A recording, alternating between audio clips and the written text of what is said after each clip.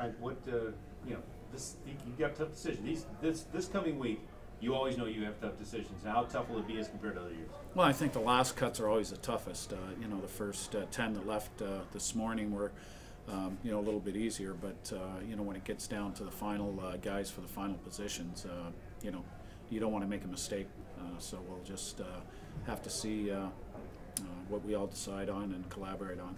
All right, this week, how much of it is more training camp, and how much of it is starting to game plan for? Well, most of it's going to be game planning for Kalamazoo, and you know, getting our own systems in place for the guys who haven't played it. We got a lot of new defensemen that you know, haven't played with us before, and you know, those guys need to be brought up to speed. And you know, hopefully by Friday night, you know, we're better than we were tonight. Coach, I apologize if you went over this, but can you just talk a little bit about this weekend, kind of what you've seen, what you didn't see, how you think the games went?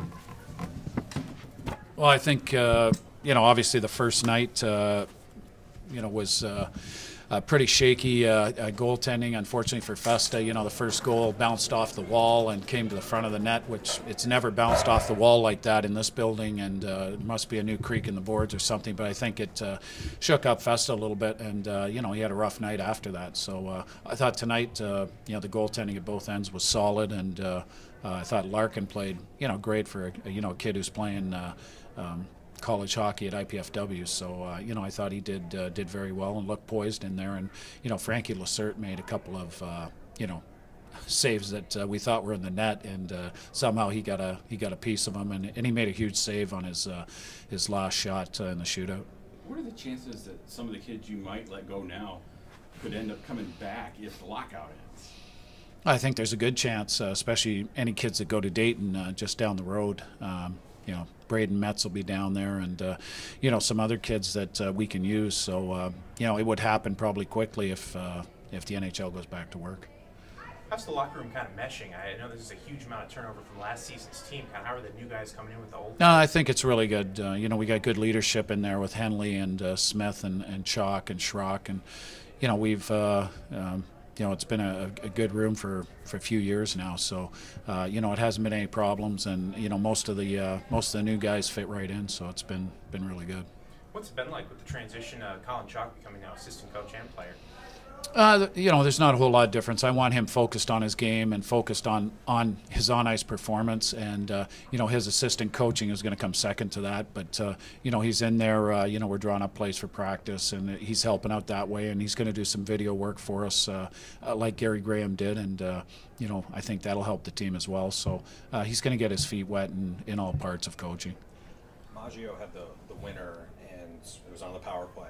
How much responsibility is now on him, you know, with DeAngelis gone and you know, special teams, and I would imagine there's a lot here. Yeah, I think we're looking for anybody to pick up the slack for Milam and DeAngelis, and you know, if Butler can get 30, 40 points and Maggio can get 30 points, you know, that'll really help the cause. It looks like Ryan Haggerty is a defensive defenseman, but he's got great speed. He's got a great shot. He's an excellent passer, and you know, I was really happy with what I saw from him tonight as well. So, you know, I think you know, hopefully the Mash can bring some of that offense to the team this year. You mentioned all of the new defensemen. Is it harder to get cohesion with defensive pairings and all the new blue liners as opposed to forwards where you can just kind of mix and match? And well, yeah, I think if we had you know, Molly and Henley here, and we had Frankie here, you know, there'd be a lot less you know, decisions or worrying about, you know, our power play units and who's going to play here and there. But you know, we tried to give everybody a chance tonight and tried to take a look at Colin Chalk on the point in the power play just to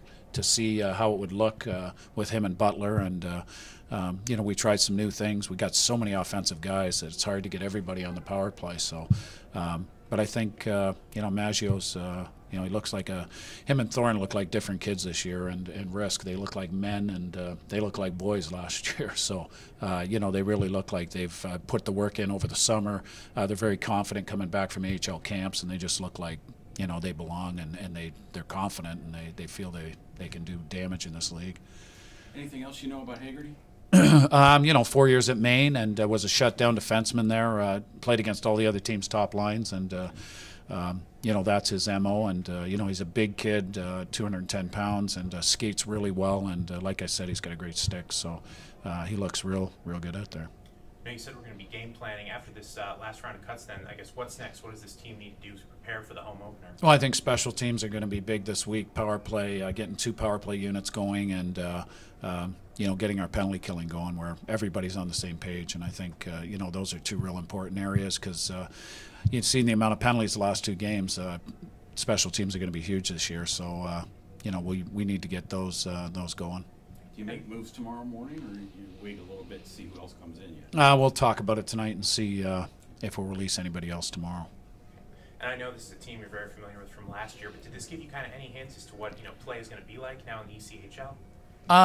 It's AA hockey, and it looked like last year to me. I mean, us in Evansville were very close all year, and it was a close game tonight. And they look like they've got some good additions to their team, and it looks like we got some good additions to our team. It should be a good battle.